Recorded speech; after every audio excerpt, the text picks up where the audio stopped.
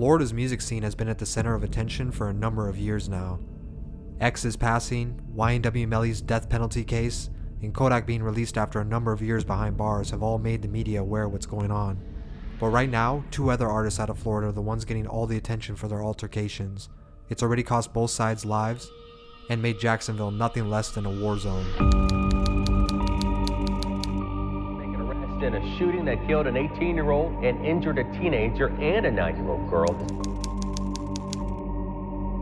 Police say Kenyatta Bullard, who is also known by his rapper name Yungeen Ace, is charged with whoever is responsible for the quadruple shooting that hurt Bullard and killed 3 others on Tuesday night. They are encouraging this morning. Unfortunately, Willie Addison did not. He died of his injuries, and his family and friends killed inside the parking lot of Hilltop apartment complex as Andrian Gaynor Jr. They say he was war with us. Like, they don't want to go to war with me. I'm gonna die about me. You hear me? From the north side of Jacksonville, 1646 West 45th Street. Kenyatta, better known as Yungeen Ace, was actually born in Chicago and is one of 12 brothers. This made things difficult for his single mother growing up, which caused him to move around and relocate often before settling in Jacksonville, Florida area.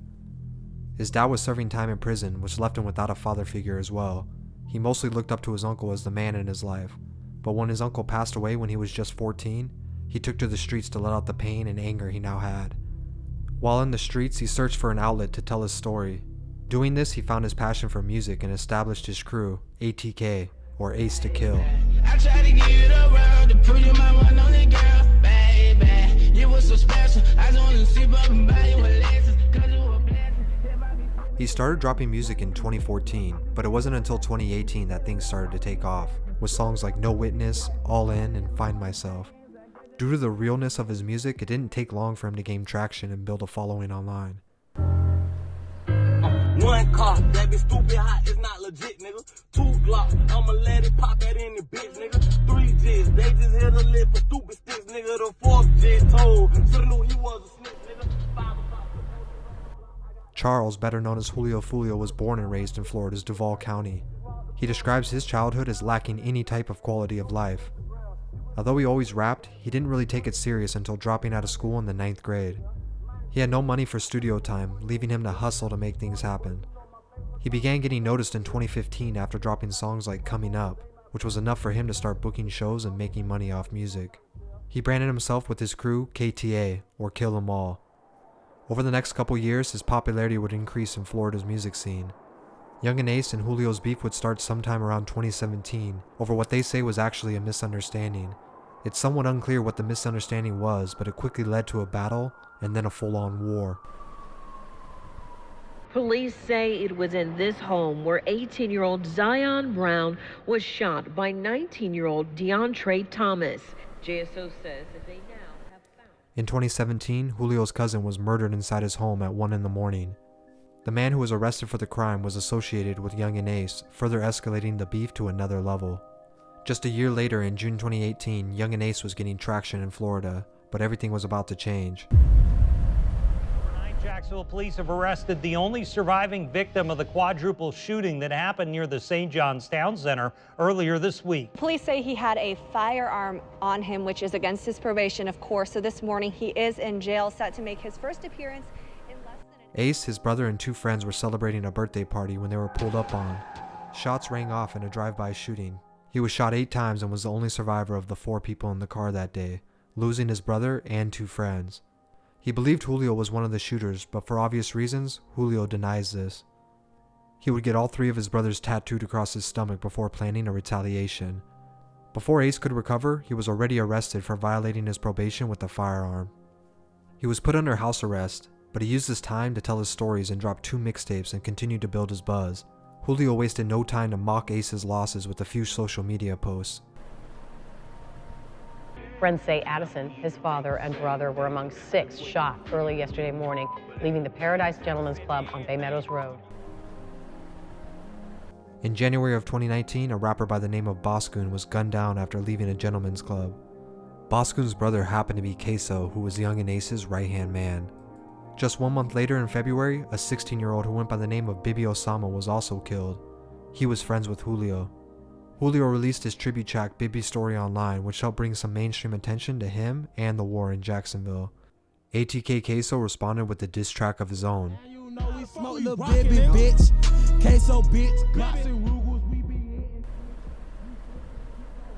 In the song, he describes how things went down that night, and would actually gain a couple million views. At this point, KTA and ATK were basically trading body for body as things started to spiral out of control. Julio would be shot at and had a bullet graze his head, but when he survived, they also went for his girlfriend, who was shot at as well. Julio would lose 2 more friends, Spaz2X and Rod K, 2 days in a row before going for Ace. Shortly after, in March of 2019, Ace would be the target of another shooting, this time at his hotel in Georgia. Among this group, a local recording artist who goes by the name Yungeen. He was not arrested. However, they do believe that this stems from an ongoing conflict.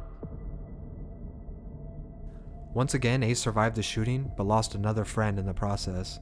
After 3 men were identified, it came to light that the shooters were from Jacksonville as well, and it was a targeted hit for Ace.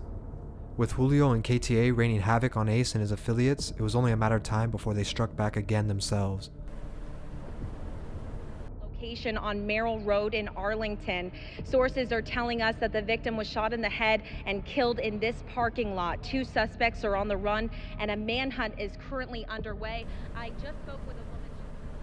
On January 15, 2020, KTA, Lil Buck, was gunned down in a shopping center in broad daylight. After a police manhunt, the 2 men involved managed to escape through the neighborhood's backyards. ATK member Queso was known for dissing fallen KTA members after losing his brother. He even put their faces on the cover of his mixtape.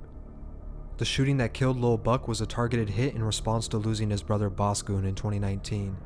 8 months later, he and his dad were arrested for the murder of Lil Buck, but the beef was far from over. By this point, Julio and Ace were both getting their names out there musically, but still refused to let the smoke clear. Although most people outside of Jacksonville, Florida didn't know what exactly was going on, it would gain nationwide exposure in March of 2021.